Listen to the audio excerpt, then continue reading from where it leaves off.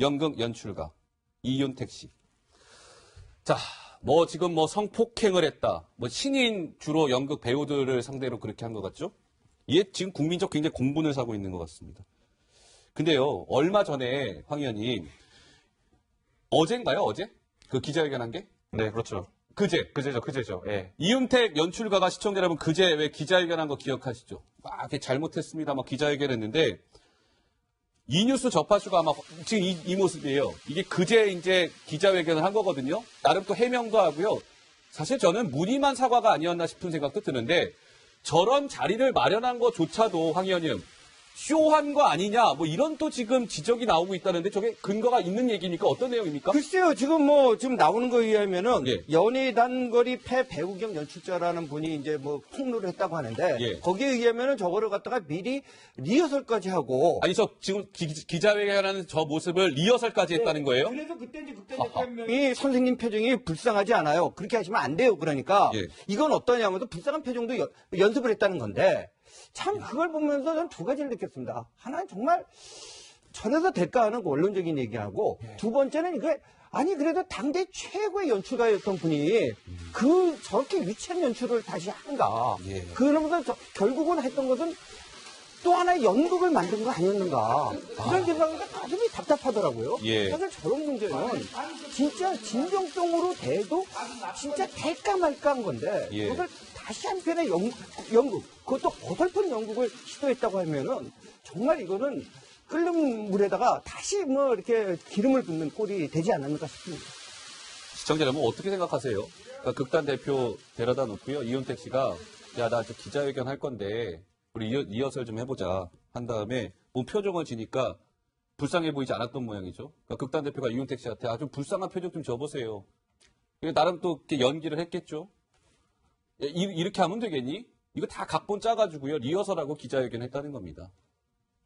참. 근데 누가 전 납득이 될지 모르겠는데, 아까 황 의원님이 또 하나의 연극을 만든 거 아니냐라는 말씀하셨는데, 만들어도 정말 아주 잘못된 연극을 만든 것이겠죠. 근데 이 이윤택 씨가 변호사한테요, 또 이런 얘기도 했대요. 본인의 형량에 대해서도 궁금했다면서요? 예, 그렇습니다. 기자회견 전에 변호사를 만나서요. 이게 과연 형량이 얼마나 나오냐에 대해서 먼저 물어봤다는 거죠. 그래서 이 기자회견의 진정성이 과연 얼마나 되느냐에 대해서 의심을 가지고 있는데, 사실 해명 중에 이런 얘기가 있었잖아요. 자신은 성관계는 한 건 맞지만 성폭행은 아니었다.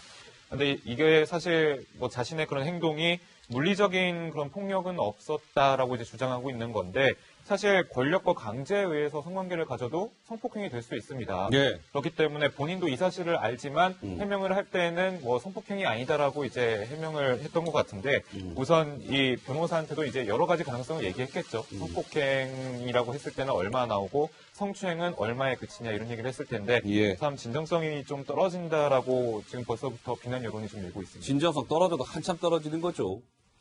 저 개인적인 생각은 그렇습니다.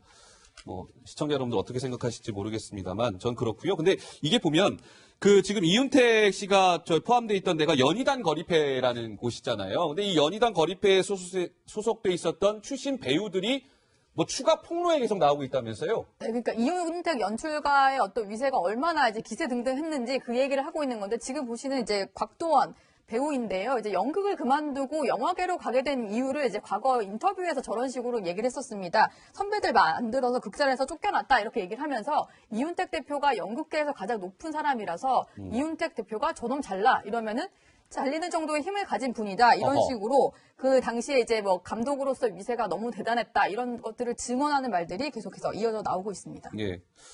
힘을 가졌다고 신인 연극 배우들한테 성추행 내지는 성폭행을 했다는 지금 의혹이 불거지고 있는 겁니다.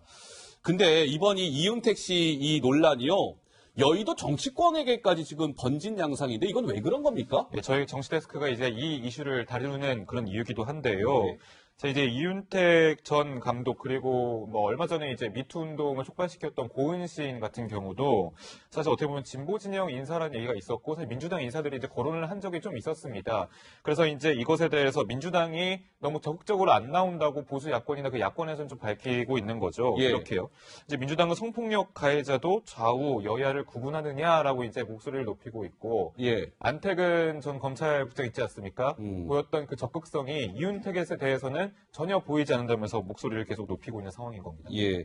아하, 그런 거군요. 그러니까 한국당이나 야당 같은 경우는 약간 현 정부의 우호적이었던 인사가, 그러니까 지금 이 이윤택 씨를 얘기하는 것 같죠? 그러니까 이렇게 문제가 불거지니까 여당이 이제 그런 걸 감안해서 좀 쉬쉬하려고 하는 거 아니냐라는 게 한국당의 주장입니다. 그래서 정치권에까지 이제 이 공방이 번진 건데, 우원식 민주당 원내대표가 지난번에 그 백장미인가요? 노기자? 이 뭐 들고 나온 적도 있지 않았었습니까? 이게 사실 미투 운동의 어떤 이제 상징이라고 할 수 있는 게 백장미인데 지금 보시는 영상이 바로 지난 1월 31일에 국회 교섭단체 대표연설 때 저렇게 흰 장미를 들고 나와서 당시에 서지현 검사의 어떤 미투가 있었잖아요. 그래서 거기에 대해서 약간 이제 안태근 검사를 지칭을 하고 서지현 검사를 응원해서 눈길을 끌었던 그런 장면입니다.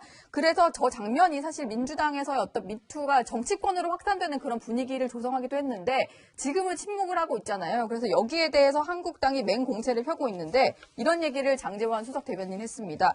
미투 운동에 빠르게 편승해서 백장미를 마스코트처럼 달고 다니던 민주당 의원들 지금은 어디에 숨어 있는 겁니까? 라고 하면서 태도가 좀 달라진 것들을 공격을 하고 나섰습니다. 예.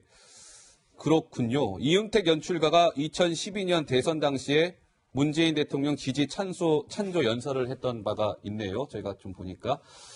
자, 근데 이제 보면은 이와 관련해서 더불어민주당은 또 이런 입장을 내놨습니다. 황 의원님. 뭐 야당에서 아니 뭐 문재인 대통령과 좀 이렇게 문재인 대통령을 지지했던 이윤택 씨가 이번 논란에 불거진 것과 관련해서 더불어민주당이 좀 너무 이렇게 약하게 나오는 거 아니냐라는 그런 입장에 대해서 민주당은 아니다.